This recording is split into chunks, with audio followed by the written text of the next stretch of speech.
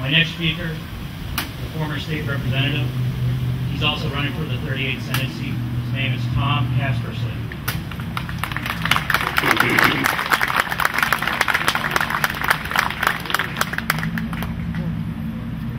Thanks, Tony. Thanks for allowing me to be here. First of all, I want to thank everybody that's out here for showing up today, because this is exactly how we're going to get this thing accomplished and move forward. It can't help happen from down in Lansing down to you. It's got to come from you back to Lansing. And so thank you. You're making it happen. I was involved in a lot of what was being talked about here today. In fact, the last speaker with the ore body identified where he's talking about came out of my house district. I was approached by a handful of people, and they told me that if I didn't run a moratorium to stop the mining, they were going to run me out of office.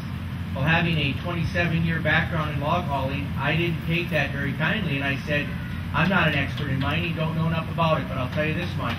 Before I say no, I'm going to find out whether we can or we can't. And from that started the legislation that ultimately ended up on Governor Granholm's desk.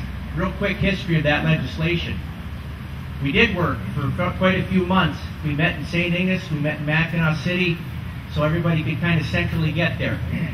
Both sides of the aisle were present, the Department of Natural Resources, the Department of Environmental Quality, any environmental group that wanted to be there was there. They stood in Governor Granholm's office and applauded that legislation and said what a wonderful thing this was. And Governor Granholm, by the way, had it right when she said this was the toughest standards in the country and probably the world. This is good for Michigan. We're going to put our people to work. It couldn't have been 2 weeks later, the same people, the minute Kennecott tried to move forward, started trying to block them in the courts.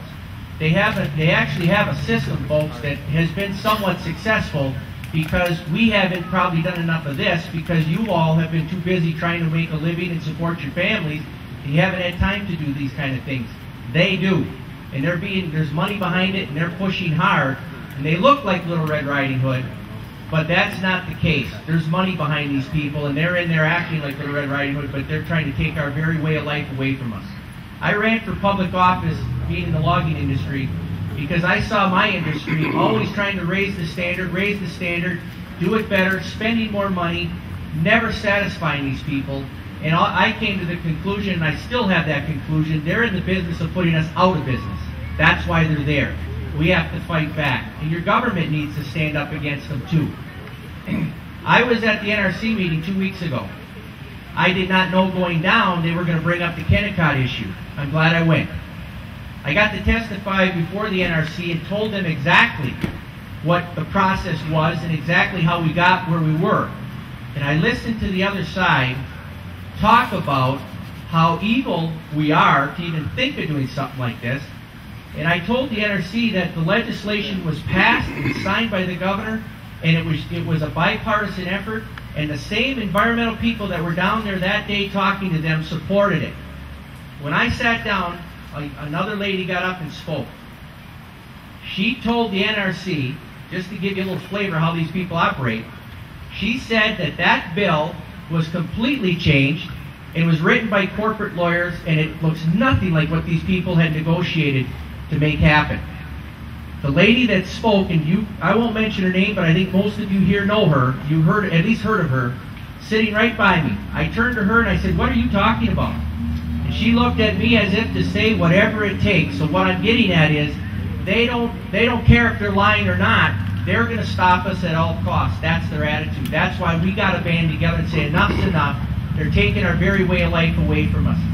When the last speaker that just spoke, case in point, all I ever hear is Kennecott, one-time operation, and it's over. We already know there's three companies looking to start mining. The minute Kennecott starts, I believe you're going to see permits being dropped for 2 more mines in the Upper Peninsula alone. I know there's other ore bodies identified. Absolutely.